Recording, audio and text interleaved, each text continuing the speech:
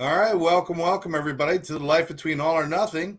I'm Scott J, and And we've got I'm Mary Kay. yay, yay, and we're here. And I want to thank you guys for joining us. Gene Ritchie's already joined us and given us a shout out. Hey, Hi, you two. Hey, Jean. you two. No, I'm sorry. You two is not performing tonight. We are the other band. Uh, oh my goodness! First of all, what a week, Mary. Since our last show, I'm not sure you and I Yeah. really spoke during this week, but it feels like you and I were on yesterday, and everything this week happened in like a day. It was so Wow. frantic. Did you have one of those weeks too? Yeah, I did. Yeah, it's been one of those weeks. And Did you? wait, I don't even know what episode are we on now? What's episode number are we on here? 27. Yeah! Wow. In another Oh. language, it would be 27, but spoken in a different language. So it's 27. It's be duo 70 or something. I don't know, but it's huge. 27 episodes. That's so Um, cool.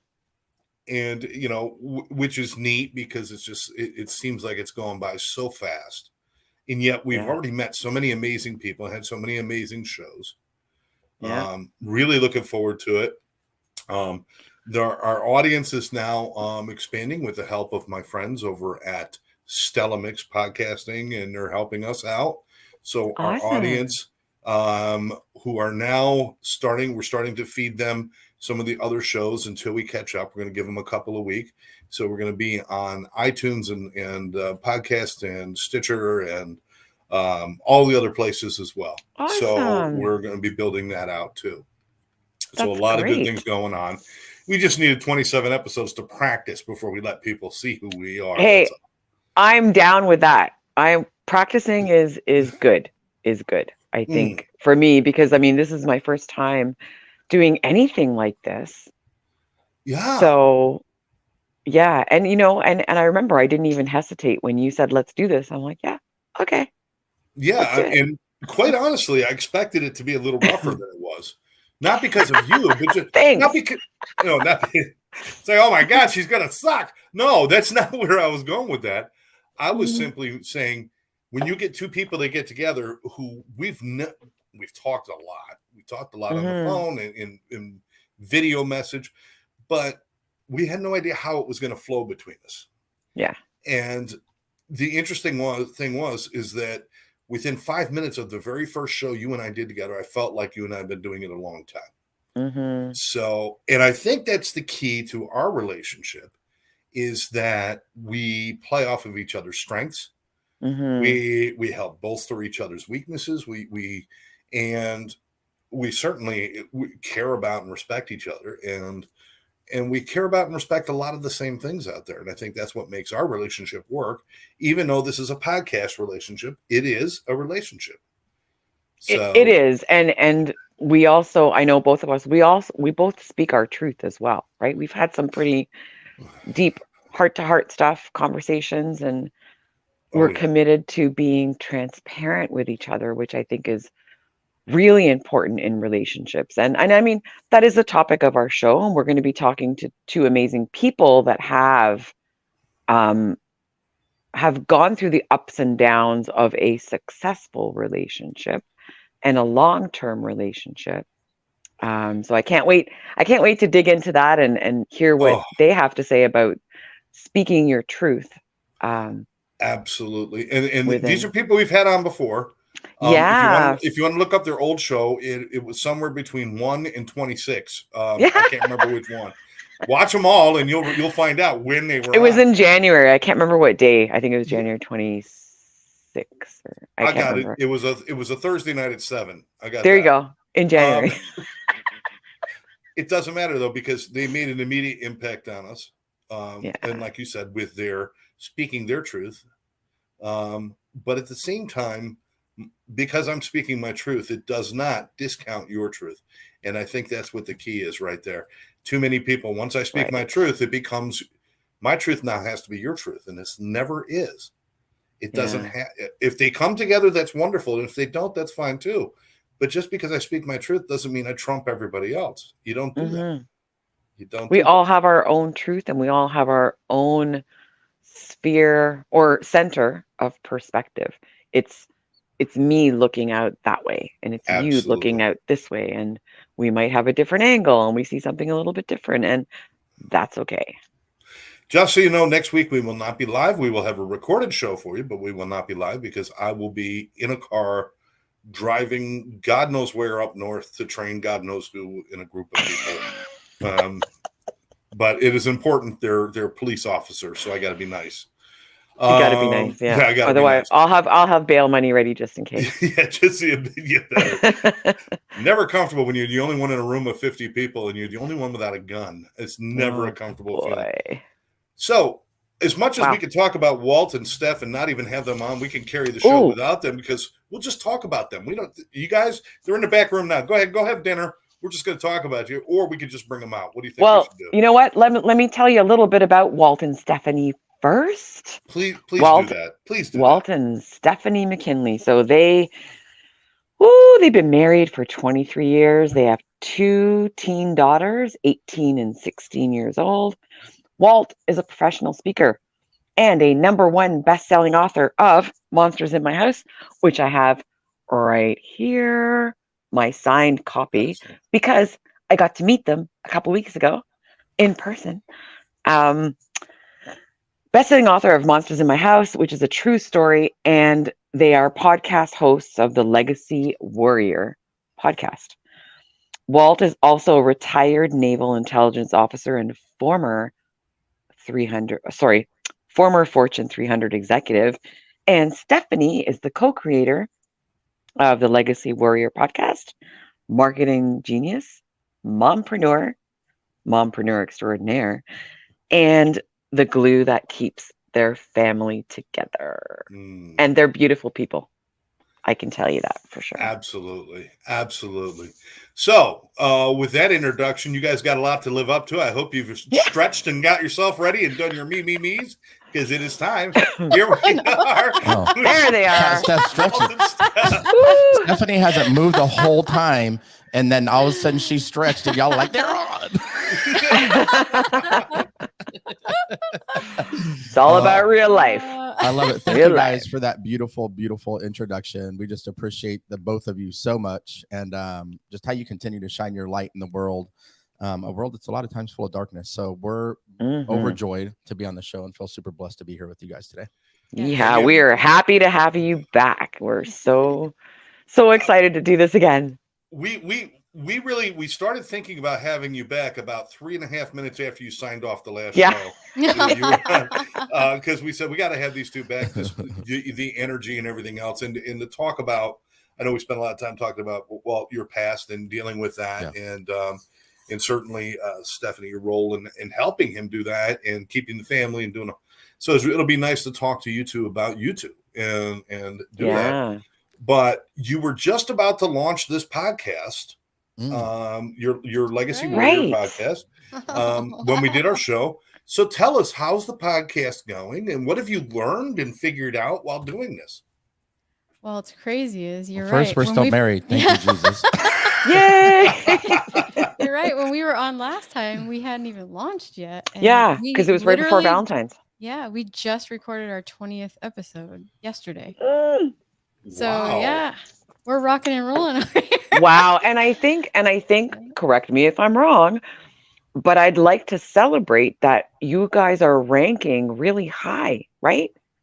Yeah, it's been a real blessing that, we're getting the downloads we're one of the top 5% podcasts in the world, especially, and that was after like 12 episodes. So, and it's just like you guys do. We're real, we're raw. We're talking about real life things, because there's so many people living at a fraction of their potential. And if we can lift people up and get them to maximize their own potential, we change generational legacies and we save relationships. And by saving relationships, by saving marriages, by creating healthier people internally, man, what can we do for this world if all of us have that kind of mindset moving forward?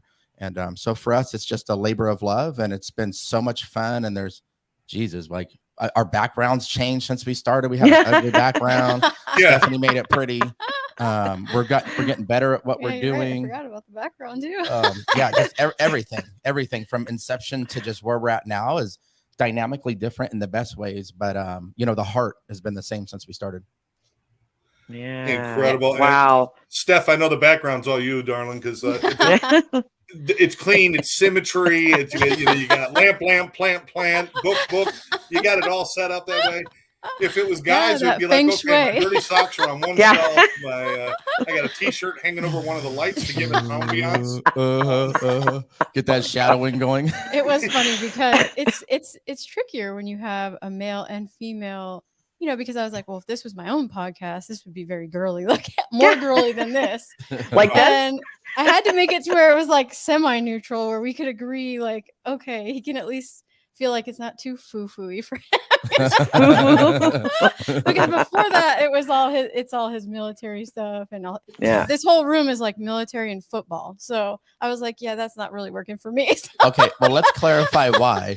Because I get one room, and that's the office, and this whole entire house, she decorated the rest of it. Thank you, Jesus, she did that. But I mean, I got my little life has corner. changed, brother. Life has changed because my father had a man cave. It was called our house. That was his man cave. If he's watching TV, we watch what he watched. If he's listening to music, we listen to what he listens to. All three channels of TV. Yes, exactly.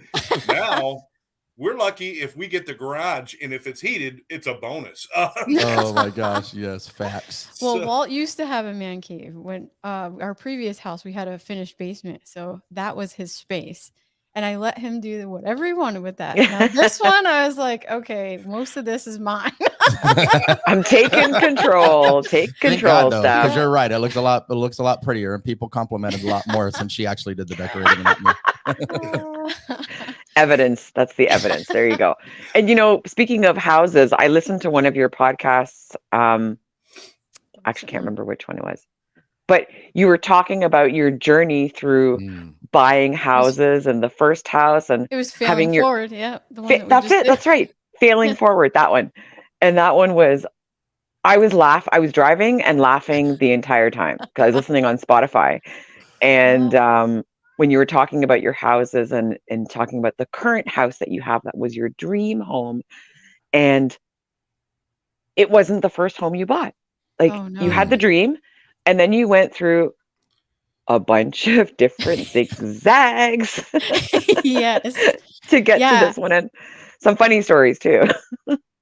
Yeah, I was talking about on there. Gosh, we were in like 3 different apartments, a hotel room, another apartment, a military housing, and finally Japan. our first house. Then we went back to a condo, and so I mean, we were kind of. It was up and down, but the whole point of that was to show people that, nothing's really linear. Like everything that we face in life, we have ups and downs. And sometimes we got to take a step back to take a step forward because we weren't really prepared or ready or learned the lesson yet that we were supposed to be ready for that. So it was really cool. And I'm glad to hear that you said it was funny to listen to, because that was the hope. Like I wanted people to take away, like, I just want you to realize, like, sometimes what something looks like on the surface is not, it took a lot to get there. It's that iceberg mentality where you only see the best things that people are showing, and you don't see the journey it took to get there. Well, I think that's it. It's really just enjoying the journey. Even us doing that podcast with each other, we're reflecting the whole time we're talking about it. Starting, her dad's a retired E6 in the Navy. She came from like middle class. My dad was trying to borrow money from me. You guys know, literally, I had a very horrific childhood. And so to come literally from nothing, our first plates were hand-me-down plates. Our furniture we were buying off back in the day when everybody was buying off Craigslist and all that. It was like our first entertainment center was cinder blocks with a board on it that would put the TV we bought at Montgomery Ward and had to finance for $300. Do you know what I mean? I mean, really starting with nothing, because I was enlisted, to being where we're at now. And so some people will look now, even some of my friends before I wrote the memoir, and Steph and I are really down to earth, and they hadn't seen the house we live in now, and they thought and then all of a sudden we threw a get together here, and they came to the house, and they're kind of like, holy shit, like, whoa, your guys' house is crazy. But then they think, oh, you guys must have came for money, or you guys must have did this. No, I started out as an E1 in the military, and she was a freshman in college when I met her, and we started literally with nothing and built Mhm. to what we have today, making the hardest choices in the times when it would have been easier to make different choices, failing forward, really making some mistakes along the way with houses and losing money and other things that happened, and just getting to where we're at now. And then I wrote my memoir, and that came out, and even a lot of our friends were just blown away. Like, I can't believe where Mhm. you started at, how you got here. And I said, well, I couldn't have got here without the support of an amazing woman. And we couldn't have got here without the partnership that we've had the last 26 years, and now married in July 3rd is 24 years of being married. So it's, 24. yeah, Wow. almost a quarter century, which is wild for me. Oh my to think God. about. Congratulations. And And by the you way, I said didn't marry. I don't know Oh, how we've been married that I was long going to say, because I'm like 29. I didn't marry so- Steph when she was 15. I know she looks young, but let's just, she does. Yeah. okay. Okay. Met her Steph- freshman year of Steph- college. Steph, all I could say is that if you poisoned them back then, you would have been out on good behavior back then. I'm just saying, all right? Yeah, for real though, right? That's some real stuff. Yeah. But I love the idea that you guys have this journey and you talk about it Yeah. in such a kind of a nostalgic way of, hey, each one of those steps, it's the moving on up. It's the whole Jefferson say, we got to start here, then we go here, then we go there. But each one of those places has gifts for us. And each one of those places, each one of those stops in our life, even I, during times, I mean, certainly sometimes my movement was, am I going to be under this bridge or in that burned out car? Where am I going to be tonight? And, so I understand that, but I also understand, I really want this and I get it. And then it's like, okay, this is good, but I think I'm going to need something else, and I'm going to go here and I'm going to go there. It's movement. It's fine. There's nothing wrong with that. No, going from the ground to the penthouse, you never get to see all the views in between. And it's life. It's life that you're talking about, all these different things. And by the way, if you have those cinder blocks and that board now, that is now called shabby chic, and it's worth. That's right. Yeah. What do you call All it? right. Farmhouse? Farmhouse chic. Yeah. Farmhouse chic. Oh, contemporary. No, he was right. Shabby chic Contemporary is the name. farmhouse. Like, Yeah. you Oh know, my God. they just be making names Modern up for farmhouse stuff. now. Now, you mentioned something, Walt, when you were just talking about that. You said you made a lot of decisions instead of making the one that would have been easy, the ones that would have been easy. You made the hard ones instead for a reason. And in the context of relationships and your relationship, and because I've been listening to your podcasts, I've heard, little bits and pieces about some of the experiences you guys have had together. And so going back to making the tough decisions for the good of the partnership and for the good of your partner, I guess, like, how did you learn to do that? Like, how did you learn to make those tough decisions for the good of Steph, or Steph, you for the good of Walt and for your relationship and for your kids? Like, how do you learn that if you're not taught that in your childhood? And for some people that might be struggling in relationships right now and trying to figure out, I don't see a way forward. Like, what decisions do we need to make? Yeah, it's interesting because Walt and I come from really different backgrounds as far as like how our families were. You guys obviously have heard his book is called Monsters in My House, so you can make some assumptions there that Yeah. he didn't grow up in a good environment, and his parents were divorced when he was really young, so he was always kind of with a single parent and step parents and things like that. And my parents were actually they were the only, like, they stayed married the entire time. They've been married 50 years. They've been their only partner. So I grew up in a really different, loving home. And that's not to say that we didn't have our own, everybody has their issues. I mean, if you try to say that your family's perfect, you're lying, because everybody has their stuff. Right. But Keep it real. I mean, but I have to say my parents really did give me the best beginning they could give me. And I did have a good example of how a loving family relationship looks. So I think going into ours, like I was drawing from a different place than him, obviously. Yeah. And And I think because I didn't have trauma necessarily, like I didn't have things that were really affecting me, I could handle a lot of things he was going through a lot differently. I think I could be there for him in a way that someone else who maybe also had trauma may not have been able to, if that makes sense. It Yes, does. It it does. does. It does. But now you're looking at your side, Walt. I mean, here Mhm. you've got this well-adjusted, beautiful young woman who, well-adjusted. I mean, I'm guessing, who really knows. Meanwhile, she's in the kitchen making cocktails out of Snapple and candy. I'll call you after the show. Oh boy. Seriously, you guys, she's coming into this like this is what relationships are. You're coming in with like, relationships are usually poison. Yeah. How did you reconcile that? And did she help you in doing that, or was that like an Actually, inner battle that you had to do on your own? Can I say something before you go? Yeah. Because 5, I have 4, to 2, 1. say- Time's up. Time's up. 24 Time's up. years, he learned. He learned in 24 years. He used to just shout shit out. Now, as a husband, he turns and he says, "Can I talk now?" Go ahead, baby. Go ahead, baby. no, something just came to me because as you were saying that, when we were first dating and he came to meet my parents on our first date, it was a double date. And, actually, I won't even go into that. We started dating, and when he came over and visited, like he came and had dinner with my family, and my family sat down and had dinner every night together. That was my parents, like that was a rule in our house. Like we sat down together every night. So he came and he was there with us, and he told me later that he loved seeing that because he had never experienced that. And so he was seeing like, man, I want that. And so I think that he was taking some cues from even seeing my family and not just my family, like he had been around other people's families also, obviously too, like his friends, some of the friends he grew up with, he saw families that he wanted to emulate. So I will just say that before. Yeah, I think, look, there were times I was really hard to love. And there were times when I would get triggered in a moment and, but there was non-negotiables for me from the jump in our relationship. I think, first of all, I had a vision of what I wanted in the relationship. I didn't know how I was going to get there, whether it was Stephanie or anybody. I had a vision of what I wanted from a relationship and a family. And it was very counter to what I grew up with. And there's a like a meme, like a story. I can't remember how it goes down, but it's basically like they asked 2 people why they became an alcoholic.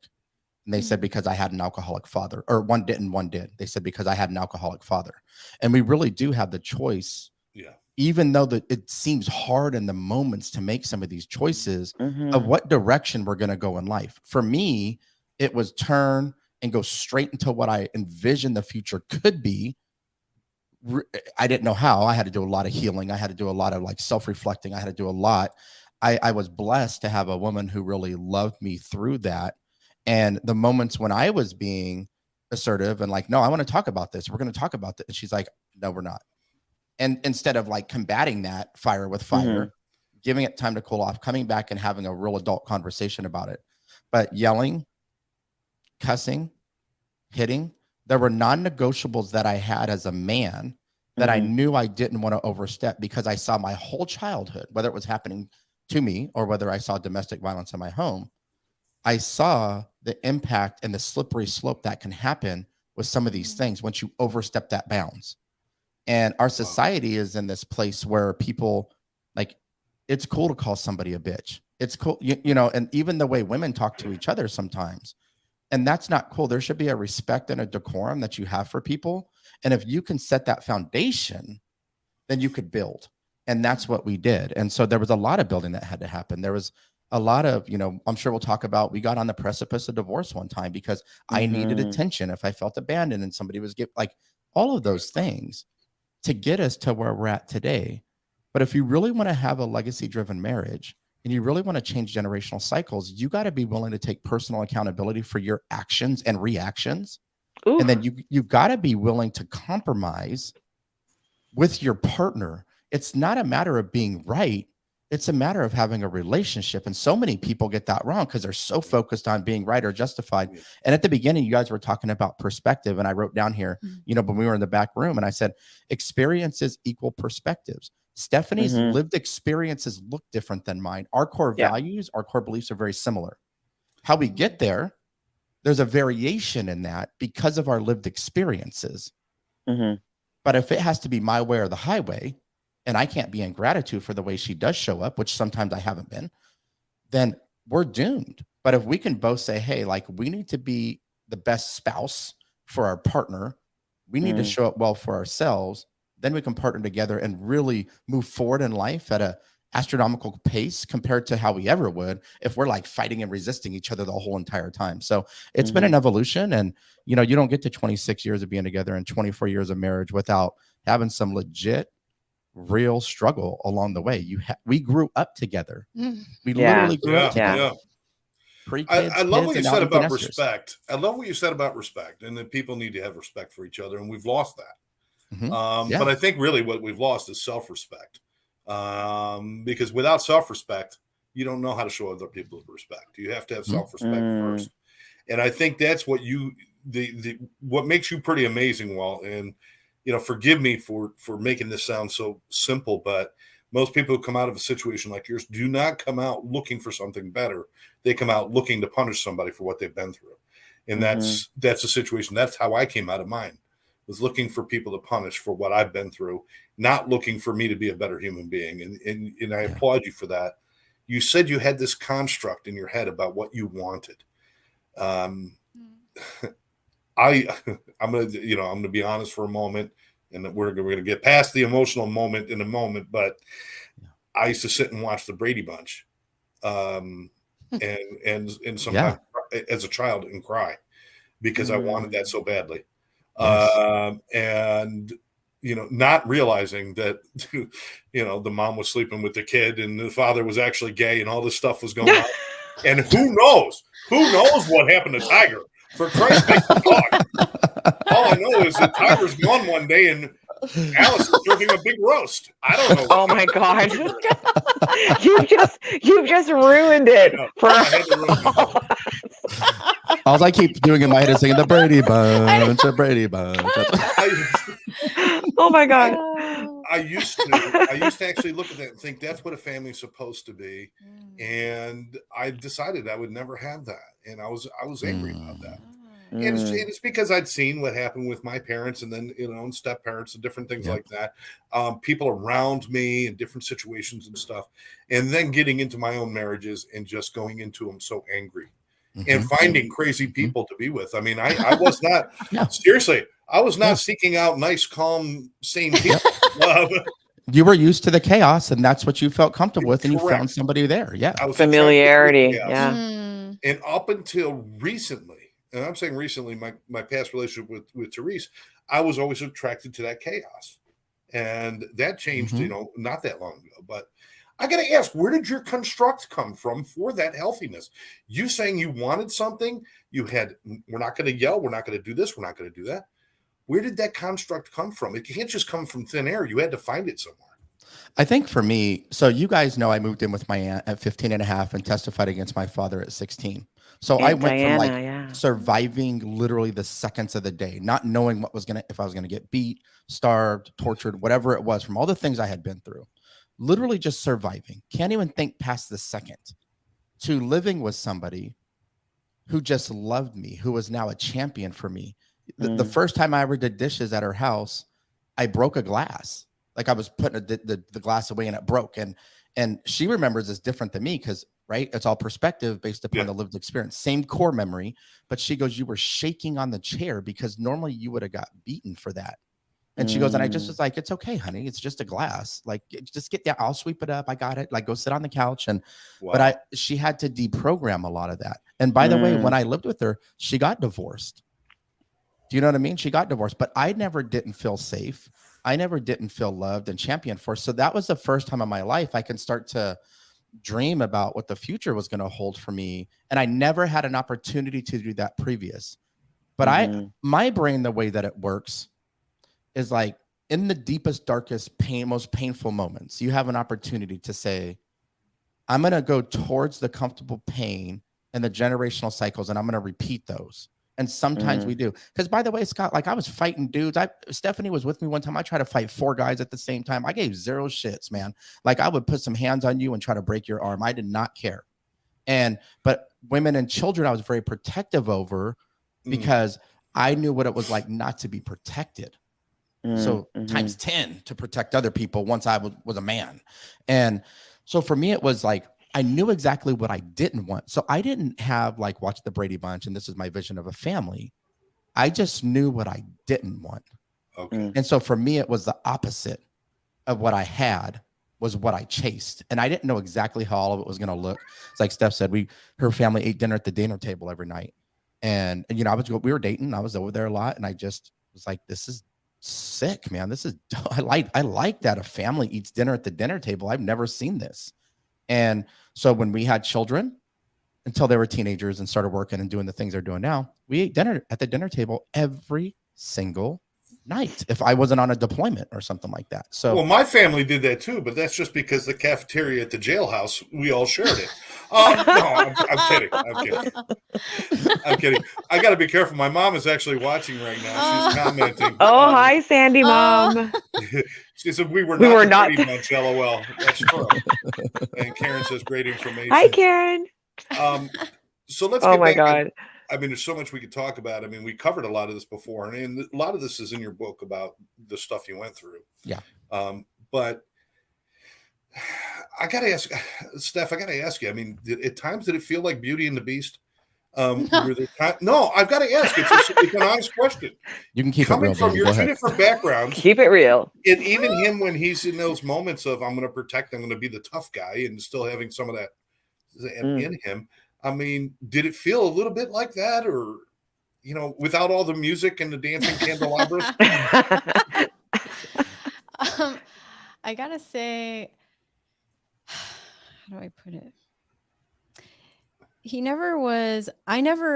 People have asked me this question, if I ever was fearful of him or that I ever thought he would do something to me because of his past. And I can't say like I didn't wonder when I didn't know everything about him up front, obviously. That comes out over time.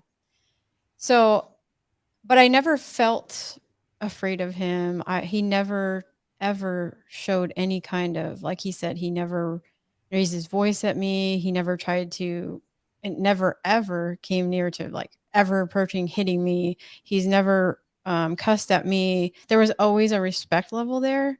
So I never felt that way. I can't say, like he said, what I did notice was there was a lot of anger inside that he needed to release. And he did a lot of that through like playing basketball or doing sports. And I always saw, like he said, he was always trying to fight other guys.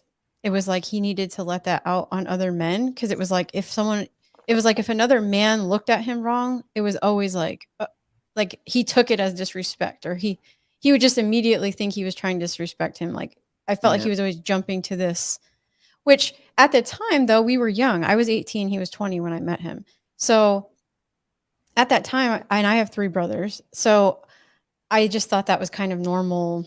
Teen guys are like that. You know, they all have a lot of testosterone, you know, it's not unnormal for them to want to fight each other. Like none of that seemed out of the norm for me. And the way that he would open up about a lot of it, I guess is another reason that I didn't fear it, because, you know, I did always wonder, like, is it going to come out at some other point, or is, you know, will it show when he becomes a father? That kind of stuff was always a little bit there. Like I did wonder about it. But we really did try to work through a lot of that stuff. And it was kind of like if he got triggered in a moment, and normally it was my tone, not the language I used. And sometimes there would be like, you know, there was one time we were hanging out, and this is when we were still dating. We weren't married yet. And he had an apartment with a couple other guys in the Navy. And there was a party at the house, and another guy, one of his roommates and him started to get into it. And his roommate said something that triggered him. And I just saw like his eyes just glaze over, and it was like he wasn't there anymore. and he was like going at him with a beer bottle, like he was ready to smash it on the other kid. And that was like, oh, I saw a different, like something happened there. Now he never came at me like that, but I knew there was stuff still there he needed to work out. And it's interesting because I've seen that in a couple other people too, where, you know, you see them go to another place and there's an anger there. But I have to say, I don't know how, but like it never manifested towards me. So thank God. But that's not to say that we didn't have to work through different things. And like he said, like if we did get an argument, he has a personality where he wanted to deal with it right then in the moment, angry, and he's like following me around. Like, we're gonna have this talk like right now, you know. Why are you walking away? We need to talk And about this right now. my personality was like, no, I need to take a step back. Like I need to I want to step away, diffuse, and we'll come back and have a conversation. But here's the thing that I think is really important in this. This is why the partnership of a marriage is important. Had she turned around and been like, F you and in my face. Yeah. I think if I had been reactive in the same way that he was reactive, then that would have had a very I don't different know outcome. what I would have done for sure. You can hypothesize what you would have did, but you don't know. You don't know. You can't have negative and expect a positive to come out of that. It doesn't happen. Right. You know, so if you got a negative force going up against a negative force, you're going to create more negative. So the fact that she was able to do the whole thing where it's like, you know what, now's not the time. I'm walking away. Yeah. Which, by the way, I hope you've learned now since your youth. That's a good thing, buddy. Don't follow them. Don't do that. Hold on. Before you go on, Scott, I do that. Like sometimes I do that to her now. Well, and this is what's funny is like it's almost reversed. She's like, where you going? Like I'm like, it ain't even that serious. Sometimes he leaves and I'm like all confused, like what's going on? Like why did you just walk in the room? We were talking about this. I was like, this is so petty. It's not even that serious. I'm good. I don't even talk. Anytime they can give us a few extra moments to figure out what the hell we're going to say, take advantage of it. Because we're never good on the spot. We're never good on the spot. That's like, I feel like you're trying to trick me right now. Wait a second. Those people that if I feel like I don't want to say things I regret in the moment. So I try really hard to not feed into when someone's like being really aggressive with me in a moment. And I know that they're angry and I'm like, we're both going to say things we can't take back. And I don't want to do that. Yeah. So I will leave. I love that. But I know a lot of and that takes a lot of my daughter Hillary. There we go. But I'm here to tell you. Was Hillary that's your daughter? That's my oldest daughter. Okay. The one that was on the show was Cordelia. Cordelia. That's right. I remember. Cordy, my son. He had a very unique name. I remember that now. Yes. Yeah. But as Hillary, my oldest daughter, and my sister Melissa, my mom's on here. We weren't the Brady Bunch, but we're freaking gathering like we were. What the hell? Yeah. I love that. That's love right there. I actually wanted to tell you, I watched the episode with Cordy on it. Yeah. And Nice. I was blown away. I was in tears at the end, and I really just wanted to share that to everybody. I wish everyone would have watched that episode. I still would like to get it out there. I couldn't figure out how to share it, but I saw it actually. I'll send you the link. Send it to me too. It was powerful. Yeah, super powerful. I just want to say, oh wow, I felt so proud of her, of Cordy, because we have teenage daughters, and our daughter has been through something traumatic too, and I just was so amazed by her bravery and courage and vulnerability, and both you and your daughter, because even you, I have so much respect because you guys were so real, raw, and honest with everything that was happening in your family, and not very many people can have that, say that kind of truth to where you're helping other people learn from you. And I just applaud you guys. I thought that episode was so amazing, and that's the one you guys should reshare next week. Yeah, no joke. It was so powerful. That's a really good idea. Maybe we'll record a little intro and we'll share that or something. And because that one touched me as well. I was so impressed with Cordy and with the way the two of you talked to each other and repaired your relationship. And you could still talk about the bad things that you guys did to each other or experienced together, and still say, I love you, and still find a Yes. way to repair, not for yourself, for the other person. And now I'm getting emotional again. Because Yeah. that show That was really show. hard for me to keep my shit together. Yeah. And I couldn't be more proud of Cordy. Yeah, yeah, I for don't blame sure. you. My And Oh, you oldest can feel daughter that. saying that Cordy has come so far. So Hillary's sharing that as well. Not many people can look at their children and say that's my true hero. I've had a lot of Mhm. heroes in my life, and they've gone everywhere from my father to Batman, to a sponsor and a teacher I had, back to Batman. I always went back to Batman, but it depended on which one. It depended on which one. Not the George Clooney nipple bat suit. All the other ones I liked. But I got to tell you, I had all these heroes in my life, but it wasn't. I didn't understand what a real hero was until I saw what Cordy had gone through, Mhm. and Mhm. dealing with his sexuality, dealing with his addictions, dealing with the shit that he went through with his mother, and that he went through Yeah. with my alcoholism and my drug addiction Mhm. and the things that I did, and to come out of that, and at 23 years old, to have that kind of clarity, to look in the mirror and say, "I know who I am." Mm. You know, That was and it's funny powerful. because we just spent a little time, Walt, talking about you and you having to find that place. Yeah. I know what I want, I know what I don't want, you know, and then in growing together, you guys got to figure out not just who you were as a couple, but who you are as individuals. Right. And I always applaud that stuff. And so to see it in a young person is really cool. Debbie is sharing she wants to have Cordy What's on up, Debbie? Find It. Gonna wait Hi, and have Debbie. Find It. That would be great. Cordy's getting booked on a lot of shows. That's Oh, if I'm not awesome. surprised. I'm not There's Yeah. a surprised. that little freedom, shit starts making money, I get part of that. I'm telling you right now. but there's a freedom that comes with not having secrets. There's a freedom that comes with Yeah. healing. There's a freedom that comes with being able to be congruent and authentic with who you really are. And your show, and this is why I talk about my trauma the way that I do, and we talk about the struggles in our marriage. Yeah. You give people the belief that they can achieve the same type of freedoms Yeah. regardless of their experiences as you have. And when you've gotten to that place of freedom, you want it for them, man. It's like, listen to me, you're going to get this dang freedom whether you like it or not. But it's like giving them the freedom and then allowing them to choose their heart. Do they stay in the comfortable pain, which is still a hard life of regret and all these other things and struggles and these things that come along with it? Or do you struggle through the healing? Do you struggle through the pain? Do you struggle and find empowerment in your story at the end where there's light and abundance and success and this beauty where you go from just like using your story as fuel for your own life to now using your story to give other people fuel for their life?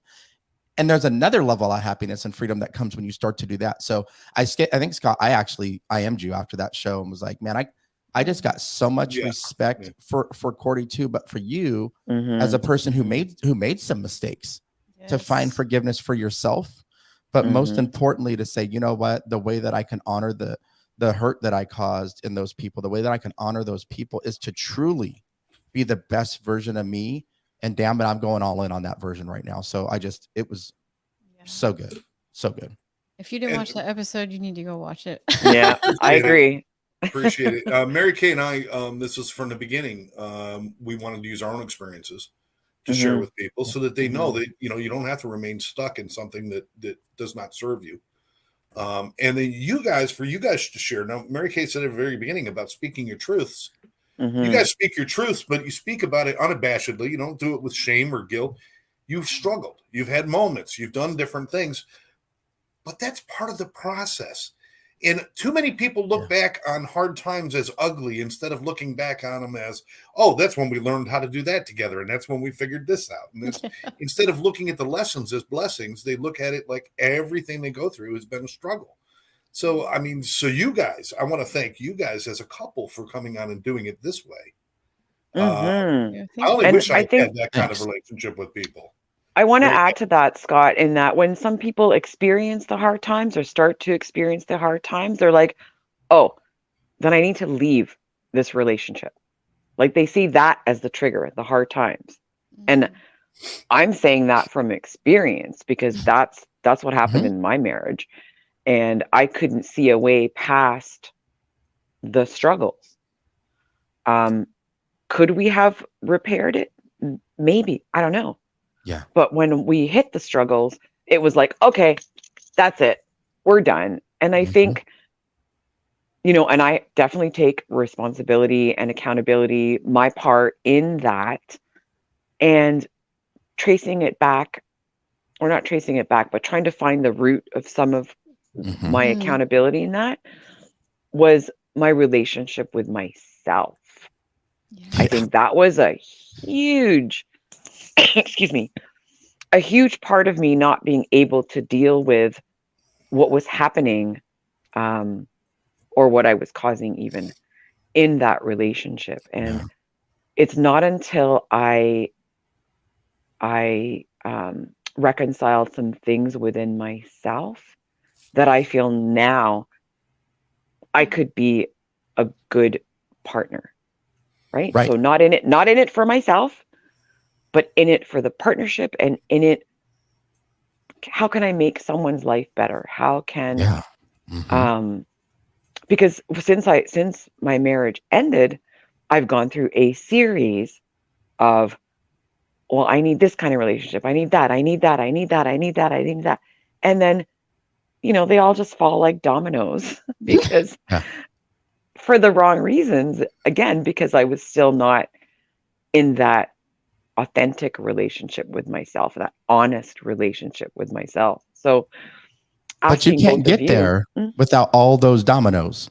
You can't get to the best version of you. You can't get to the absolutely, relationship that's meant for you without all the you're right. dominoes. And I think that's what people got to realize. Like, stop running from the damn pain and start learning Yeah. the lesson from the pain. Start learning how to utilize what you're taking away from those moments, whether it's self accountability or whether it's, hey, like, this is a red flag for me now. I'm not gonna diminish my light, and dim my light to get on somebody else's level. They're gonna have to meet me there at the same time. And I think when you can do that, through self accountability, through like knowing what you need, because you understand it for yourself, man, you can come out of that season and have just a tremendous life from that point moving forward.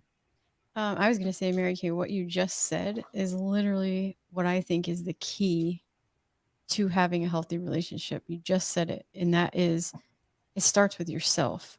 Yeah. That is what we learn through our whole journey, and that's what we're so passionate about teaching everyone in relationships. Is it actually comes down to you. Yeah.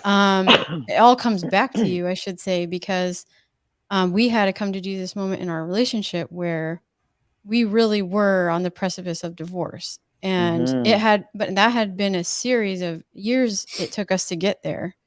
This didn't happen like overnight. It wasn't one thing. It was over time we got to that place. And what I learned through the whole thing was that it took us having to look at ourselves individually and fix, and I don't want to say fix, but work on the things within ourselves that we needed to, so that we could show up as the best version of ourselves in the relationship. Because if you still have things going on with yourself, you don't have the capacity to show up for anyone else. You have to fill Right. yourself. And you can't expect the other person, someone else cannot fill you up. Someone else cannot be what you're missing inside. No one's going to fill that. You have to find that within yourself. And That is so, huge. yeah, and so you just said it. That's the biggest thing.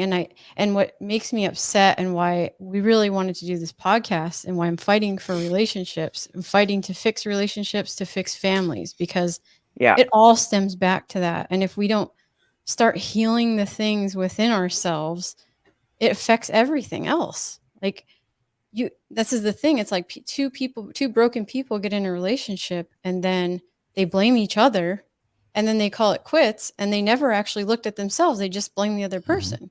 And that's what we're always doing. We're pointing the finger at somebody else or something else and blaming it, instead of actually looking at ourselves, because we all have things we can work on. And then they go in the next relationship and repeat. Yeah. And then they go in the next relationship doing the same thing and expecting a different outcome. That was my outcome. pattern. Yeah. I admit it.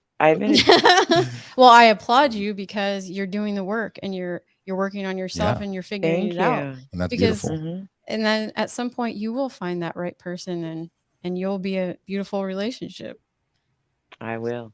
I will. I've got and it's very freeing too, Yeah. To come to that realization was like freedom Absolutely. to me. Yeah. You stop forcing it. Yeah. Mhm. Exactly. Well, once you develop a pattern of honesty and truth and kindness, Mhm. Yes. kindness. Once you develop that pattern, it's you want more. You just keep it going. Yes. Hillary's sharing, I won't do anything that I need to lie about. I can't lie. The anxiety eats you up. Yeah. Being honest to others and to yourself is true freedom. Yeah, exactly. Yes. Sandy sharing, it's so important to say what we feel out loud, then we can deal with it. Secrets keep us sick. Oof. Mhm. Mhm. Absolutely. Melissa Yeah. decided to share, you have to kiss a few frogs to find your prince. Yes. Or Walt, you just stick with the frog, right? I mean, good for you, brother. I'm glad you It's made the best I can do. You did It's the it. best I could do. Relationships are 100 in order to work. And Yes. hey, Lynn is with us, everybody. Lynn, what's up? Lynn, She hi. says freedom is awesome. Just saying. You guys, you've done so many things. Do your kids sometimes look at you like, come on, would you stop talking about that stuff? Do your kids get embarrassed sometimes that you guys are out there putting the truth out there to the world? I gotta ask. You know Like, what? oh God, mom and dad, it's like I'd rather walk in on them having sex than hear them talk about stuff on the podcast. You know? Oh my God, I am sure that is not Well, the we case. have But one. It's like we have one and one. One Oh, really? seems like she doesn't. I don't know. She won't show an interest. I don't know. I don't know if she doesn't like it or I'm not sure what it is. And the other one has listened and loves it. she's recommended to her friends. She's Yeah. had so many of her Oh, friends even read nice. my Shared it. memoir. She And wants to come do, on. do you know what it is? It's like I think that they see the value in what we're doing to help other Mm. people. Mhm. And whether it's, this didn't start off me and Steph doing it. She supported the journey of me writing my memoir and me speaking about healing from trauma and all the other things. Stephanie, this is not comfortable for her. She is stretching herself so far to be on here doing even our podcast that's recorded, much less doing a live. In January, she was like, nope, hell no. Yeah. Like, look, and then it was like, I'm not doing it. Then it's like, well, I might be a guest. Like, I'll help with all the marketing stuff though, babe. I got you. I'm gonna help. Then it was like, as long as we don't do video. Then she says, as long as it's not a live. And every time she said that, God was like, okay, bro, well, we're going to do that thing you said you don't I want would to say do. be careful in saying what you don't want to And- do Yeah. because it will happen Yes. to you. And I now, Yeah. booked you two. I booked you two to speak live on a cruise ship next month now. Yeah. And you got- No, I wish that was actually true. I love it- cruising. Yeah, it's so funny that the uncomfort level, because you are stretching yourself, but you're finding a higher self because you're very good at this. But the Thank two of you. you together are very good at this. Yes. I And they agree. say after couples have been together a long time, and you guys are 26 years now, they say they start to look alike. Thank God that is not I think true. we can all agree, Steph. We're all praying it goes your way. We really are. The only thing that looks alike is the warrior on our shirt. That's literally it. Thank That's God. right. That's Hey, right. but you know what? You just made a really good point. This just made me think of, we talk about this often because we just said how our fighting style has changed, right? So this is what has happened. We have actually rubbed off on each other to where we're really opposite personalities, but little by little, we're becoming more like the other one. Mhm. And it's making us Mm. more of a balanced individual. And I think that's the point of relationships. I think Mhm. that's why we get into marriage is we're supposed to learn from the other person and become more like them so that we Mhm. become a well-rounded person.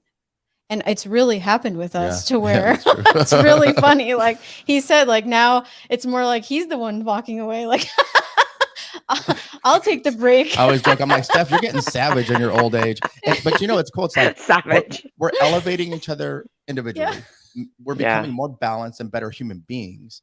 And by doing that, we're being exponentially more powerful as a couple. And I just wanted to mention one thing, because we talked, when we were talking We're more about the powerful together. the precipice of being on a divorce. Mhm. And this is what people miss. We were hurt. Our egos were in the way. Our pride were in the way. What you didn't do for me, what you didn't do, what Yeah. you didn't, all that, right? Point fingers. And we had this conversation with each other, the real radical, candid, most conversation, even to this day, probably that we've ever had. And Steph said, well, this is your out. Like if you went out, and up to this point, she hadn't seen me cry very many times in the 12ish years we had been together. And I started crying. I said, I feel like I'm just comfortable. Like I'm a good husband. I'm a great father. I'm a provider. I'm a protector. I feel like you're comfortable and I don't want to be uncomfortable, but I love you and I'm in love with you. I'm just angry. And that was probably the most vulnerable at that point in my life I had ever been with Stephanie. And Stephanie said, well, you know, I'm hurt because you were doing this, because you were texting with somebody else, because you know, like all those things where I had really caused her some pain. And I took accountability for my actions and she took accountability for hers. And thank God there was a marriage conference 2 weeks later. We called her parents 6 hours away, had never asked them to watch the kids like this. They would have anytime we asked, but we said, we need you guys to come in 2 weekends and watch the kids for us the weekend. We had never, so of course they came flying, right? Because like they hauled, you know, drove the 6 hours to come watch the kids. We went to this marriage conference.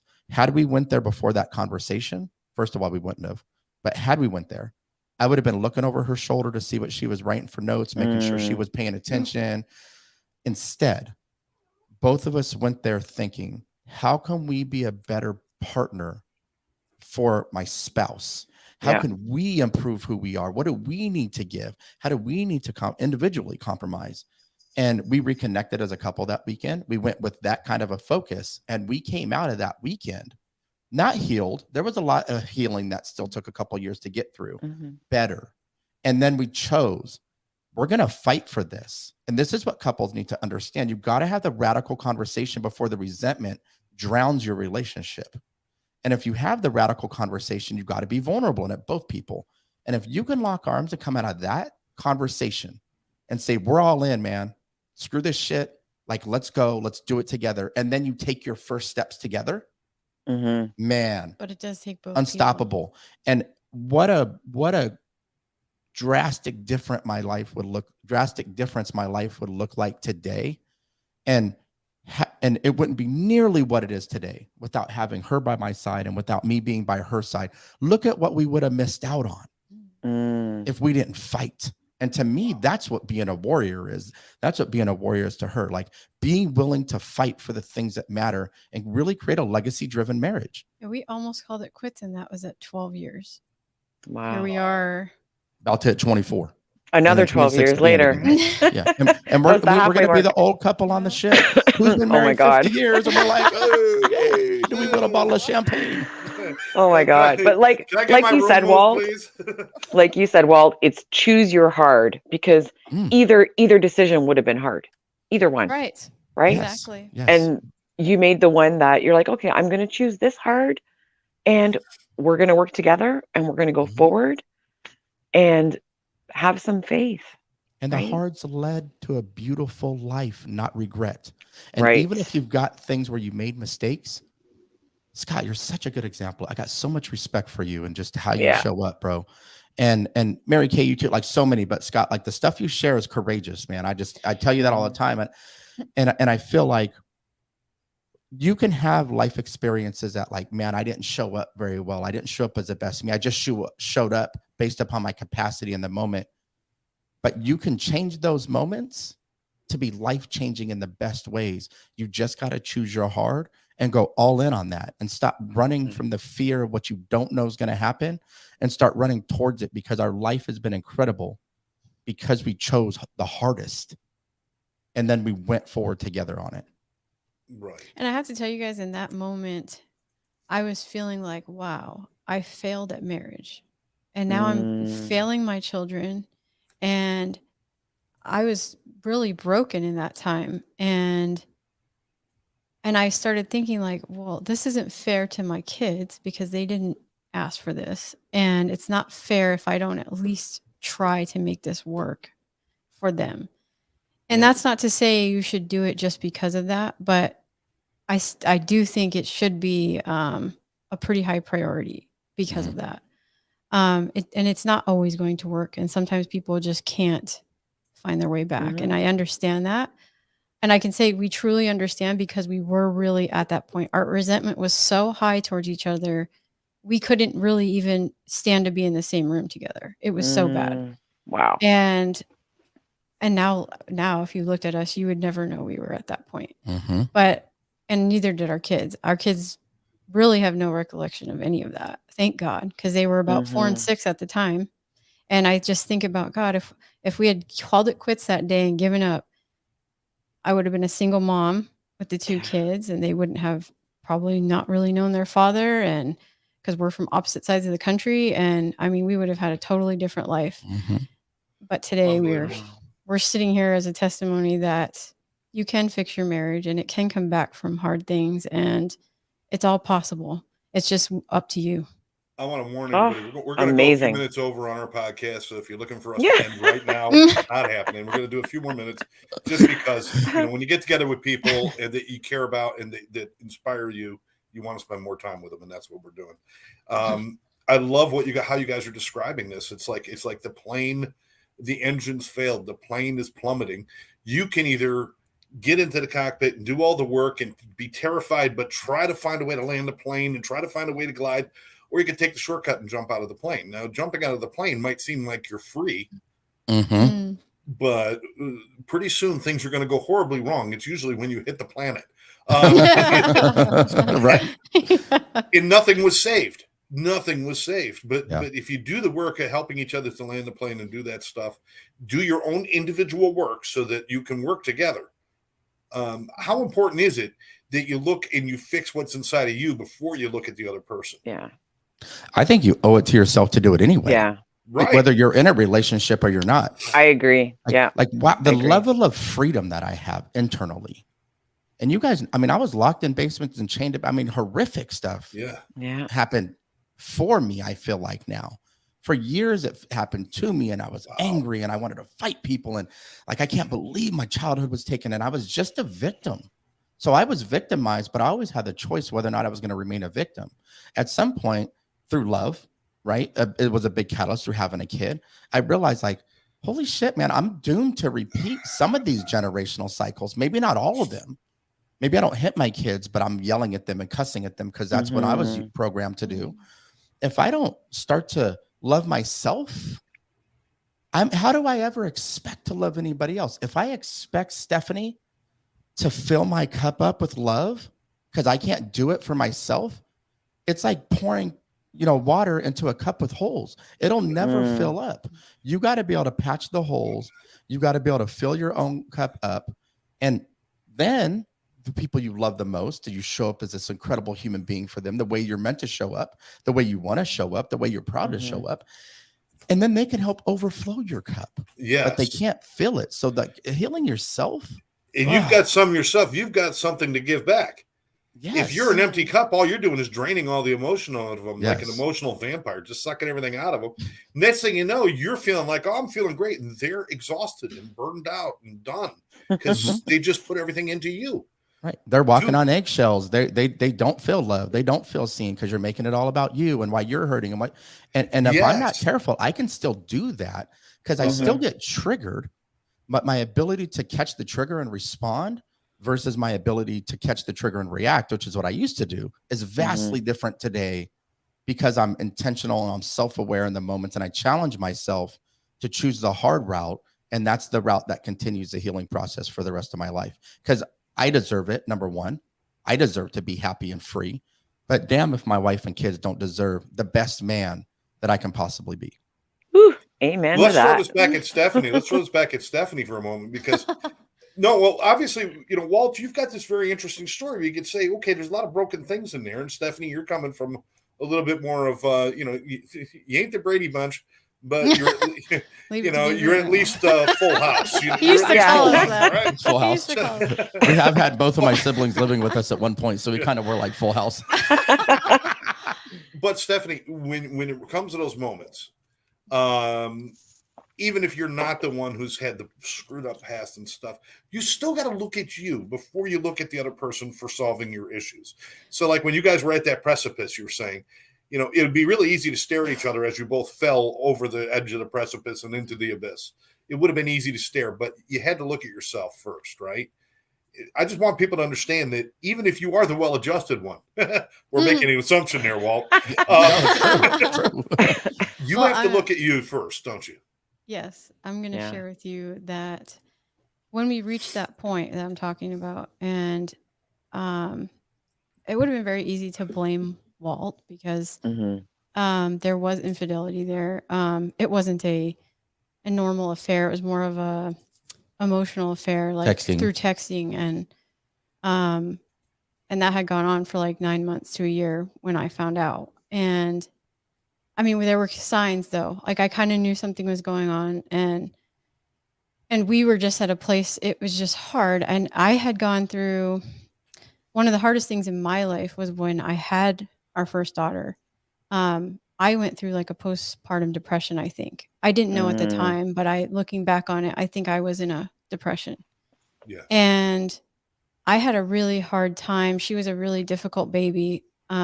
She was very colicky almost her entire first year. So it was kind of, I talked about it on one of our episodes, but I felt like I was in a living hell for a couple of years of that. And he couldn't really understand where I was coming from. Like he kind of could, but he can't. And there just wasn't, it's not that he didn't try to do what he could do. I don't think anybody could have really helped me. It was just something I had to go through.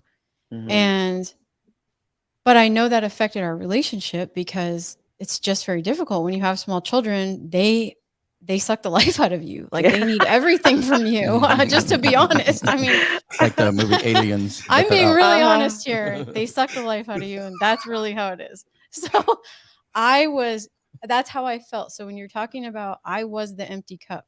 Like I felt like an empty cup. I was like, I have nothing else to give because those children were sucking the life out of me, and I couldn't even find any time for myself. And I'm the type of person that I need my time to myself, or it does start affecting me.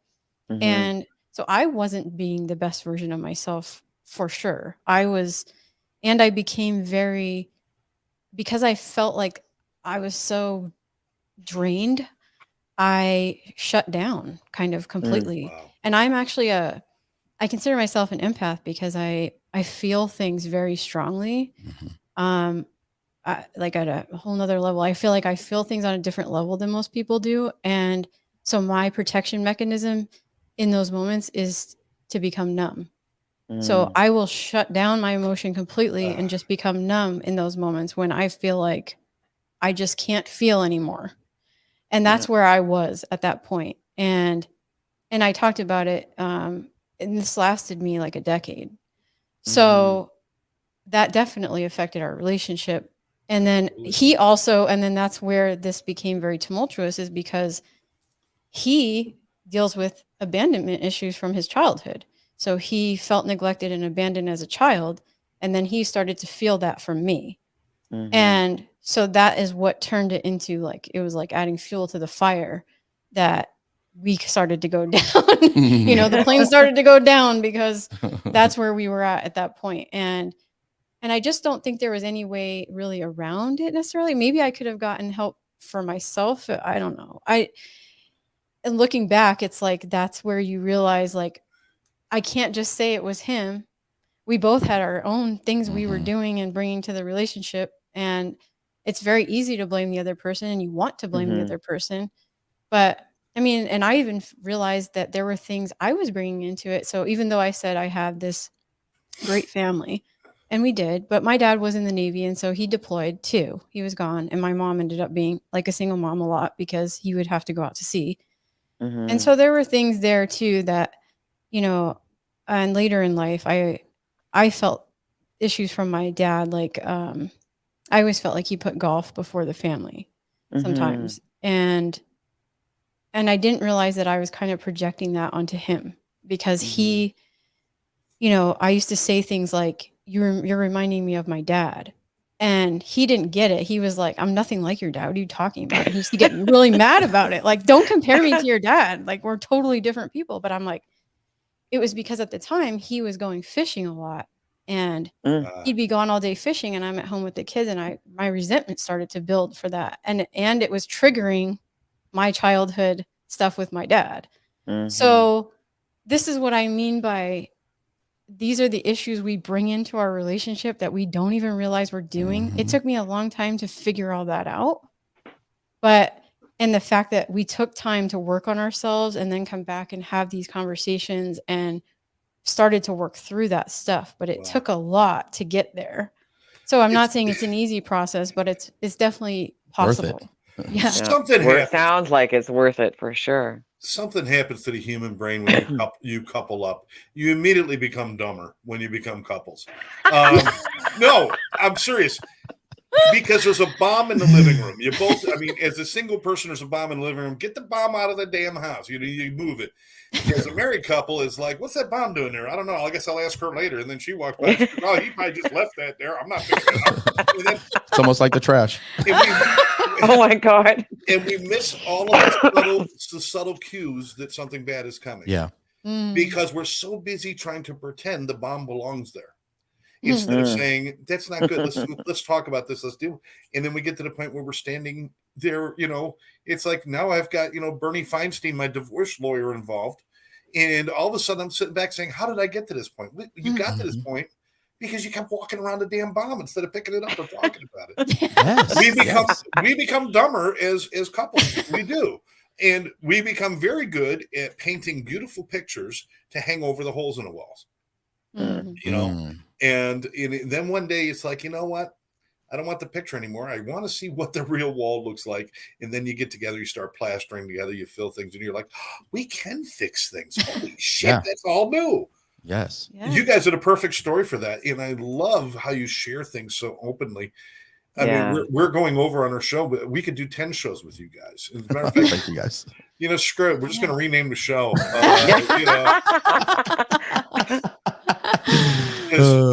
Because we're all relationship experts, two of us not in relationships. Yeah. Hey, Not me. Oh, man. I feel like it's never too late to learn. I mean, no, it's not. Yeah, I agree. You should always be. I agree. learning.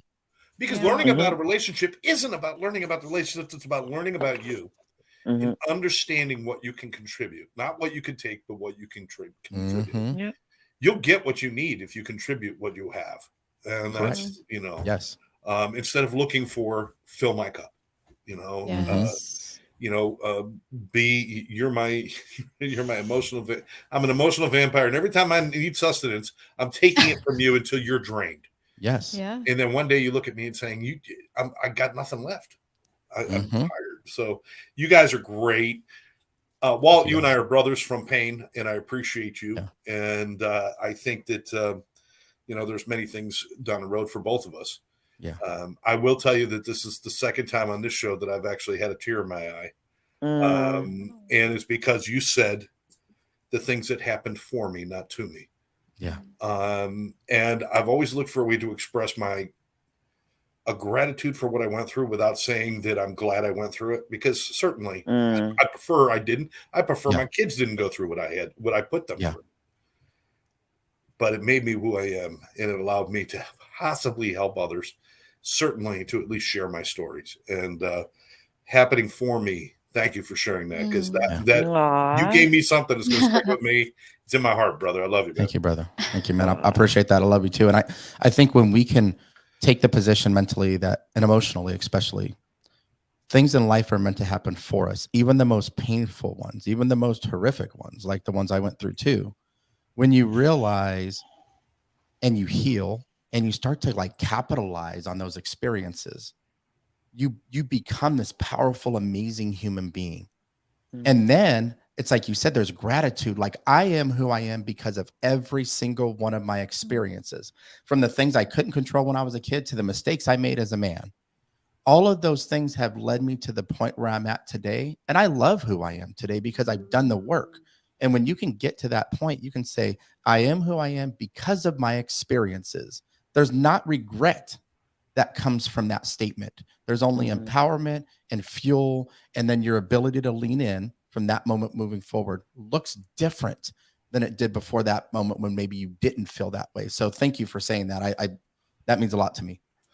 I appreciate you guys for two individuals to come together and show us what real love is, and partnership and friendship is, and to have you guys come to a place where you're sharing visions together.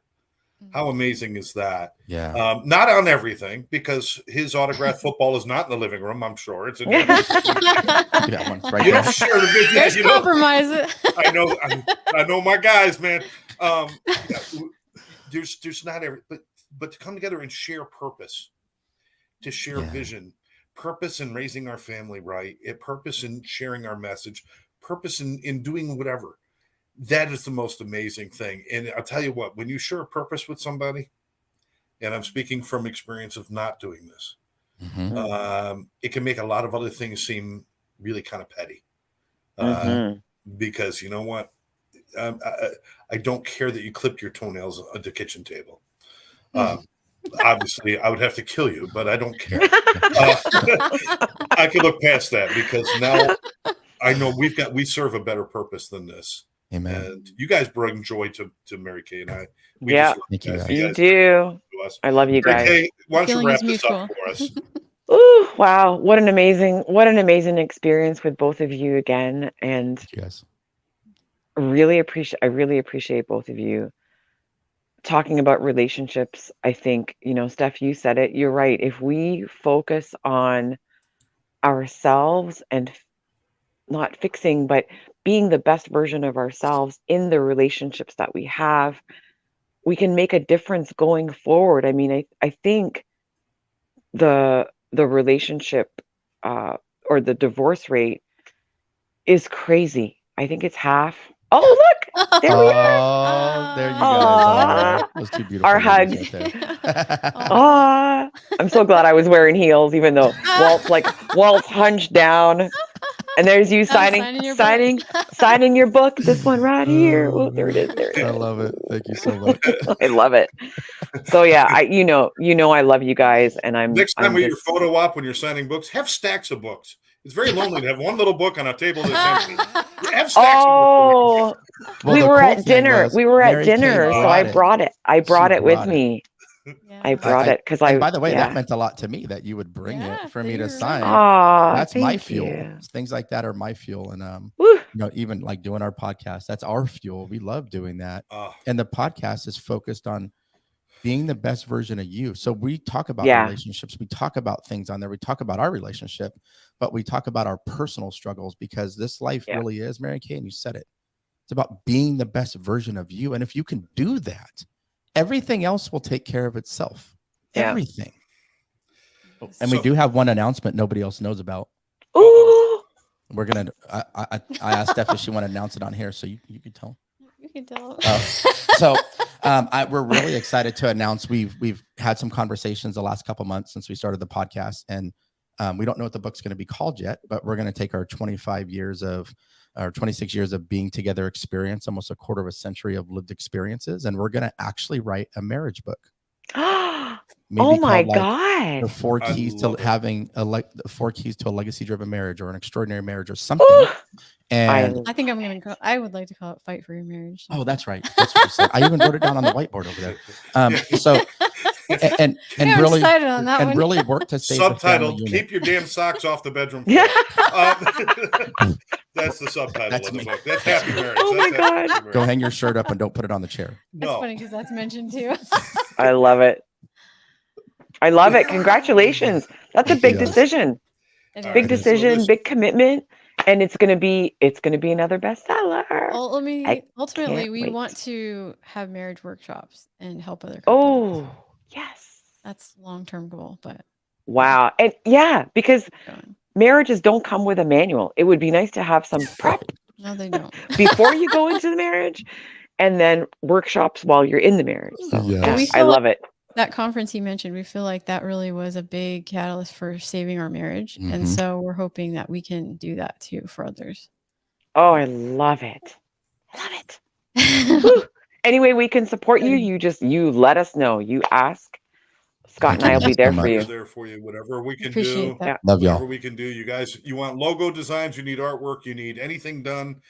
You guys want a painting for your background? Let me know. It's all yours. You are the guy. Oh my God, he's the man. Yeah. Yeah, your art is for amazing. real though. So I'm like, hey, don't. Okay. No, I'll put it out there. No. No, I will give you guys a Legacy Warrior painting of some kind. You guys will figure it out, and That would be awesome. absolutely be my pleasure. In fact, it'd be my honor. Thank you guys so much. You Aw, guys are beautiful. We it makes me Beautiful cry. people. Yeah. we Look would for the love it. Legacy Warrior podcast, ladies and gentlemen, everywhere that you can see podcasts or hear podcasts. You want to check them out and lend them your support. And certainly don't forget to join us here every Thursday night. Generally, we try to keep it to an hour. Sometimes we go over. And if we go to 40 minutes, it's because the guest really sucked. But today we want to today we went way beyond that. I appreciate everybody out there, all Well of our done. listeners, all of our family and friends who join us every day. And Mary, YouTube, would you like to say anything to close it out before we go? I'm sure he has a. That's a 24-year stare. I just made it an hour and 20 minutes without pissing you off. Can I say one more thing, or are we pushing it? No, I do want to say, for everybody out there, we are on a mission. Walt and I are on a mission. That's what Legacy Warrior is all about. Is we really do want to change family legacies. That's our goal. And that starts with us as an individual and also relationships. We're trying to mend ourselves, mend relationships, so that we can all move forward and have better legacies in the future. And that's really what's pushing us to do this. What we just shared is that it came from a real place because we were there and we understand what that's like, and we just want to help other people not go there. So yeah, please come to the Legacy Warrior podcast and listen in and really listen for yourself and for your relationship. Yeah, and I'll add one thing to that. There's nothing special about Stephanie and I other than the fact that we made a choice to choose our heart and went all in on creating the best version of ourselves and the best version of the life that we dreamt about. And so if you're out there and you're struggling and you're listening and you're like, well, yeah, that's good for you, or that's good for you, or okay, I didn't do that, or I got a regret here. Today's the day to make some decisions that are different, to get a different outcome. We're just two people, two human beings, learning, growing together and individually, and choosing the hard that we know is going to get us ultimately to the outcome we're looking for in life, not the one that leads us to quiet desperation. So if you're listening, choose your hard, man. Choose your hard and lean full into that journey. And I promise you, on the other side of what you think is darkness is the best version of your life and the best version of who you can become. And the legacy that you've always wanted to leave is one decision away from where you're listening at tonight. Yeah, and I want you all to know it's possible. It's definitely possible. But you have to be willing to do the work. Wow. I love it. And Mary? listen to your heart. Listen, I'm going to just, one thing struck me because you said, listen to your heart, lead with your heart, do it with your heart. And I know there are people out there right now, they are overriding their heart with whatever they're thinking. Stop, take off that override. Let your heart lead. Let it lead. And thank you guys. Listen, Thank you. we've all got dark places, even if it's just moments of darkness. Anytime you're in a dark space, the only way to get to the light is to walk through the darkness. You can't hide from it. You can't close your eyes to it because you just create more. Yeah. You got to walk through it and know that on the other side, there's a door and there's a light behind that door. And that's when life starts. So just walk through it. Do the hard work, do what you got to do. But always, always be kind. I've been right many times and miserable, but every time I'm kind, I'm happy. So Amen. Stop being Love right, that. start being kind. All right, with that, I want to thank everybody for joining us right here. Thank you. Right here on I forgot even the name of the show. So life between all or nothing. I was going to say the Legacy Warrior podcast. Welcome. Wow, we've transitioned. I've been converted. All right. Life between all or nothing. For now, I'm Scott J. I'm Mary Kay. And you're Mary Kay. And we want to say thank you for joining That's us. what I said. We will catch you next time. Everybody take care. Oh, boy. Bye.